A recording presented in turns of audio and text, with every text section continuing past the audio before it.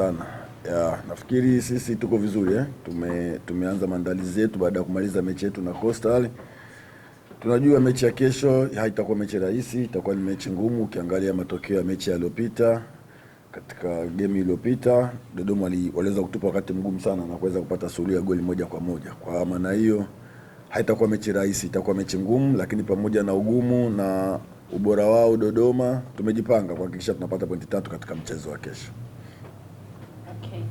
Kocha, mchezo uliopita dhidi ya Dodoma mlipata sare. Sasa mnarejea nyumbani.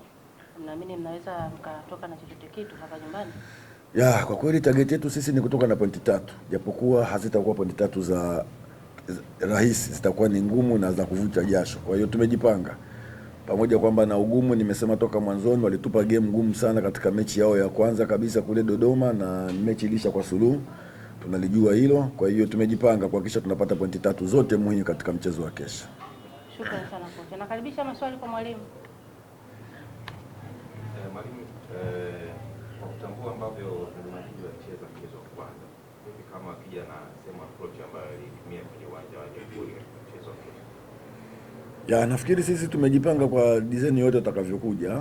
Ukiangalia mechi ya kwanza walikuja na approach yao nyingi sana, ilikuwa ni kuweza kutuzuia sana sisi tusiweze kwenda golini kwao, kitu ambacho nafikiri wanaweza kaja na approach hiyo, lakini sisi tumejipanga kwa vyovyote watakavyokuja na approach yoyote na ugumu wao na ubora wao, tuhakikisha tunapata alama 3 katika mchezo wa kesho. Swali lingine kwa mwalimu. Dodoma Jiji ni miongoni mwa timu ambazo zinacheza mpaka mwisho wa mchezo, hasikati tamaa.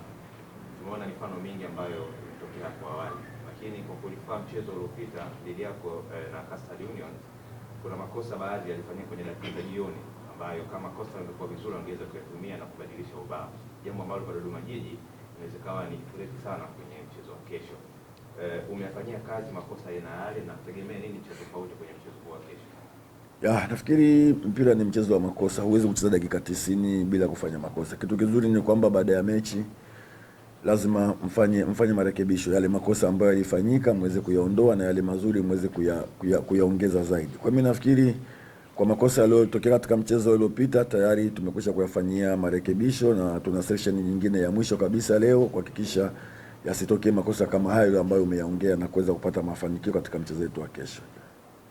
Kocha, neno kwa mashabiki wa Simba. Kikubwa mimi niendelee kuwapongeza mashabiki wa Simba. Wamekuwa ni watu wetu wako karibu sana na sisi na wamekuwa wakisafiri kwa kila hali. Mimi niwaombe waje kwa nguvu kesho na waje kwa wingi, na sisi tunahakikisha kwamba hatutawaangusha. Tutahakikisha tunafanya kile kitu kila mwana Simba anahitaji Simba ifanye kesho.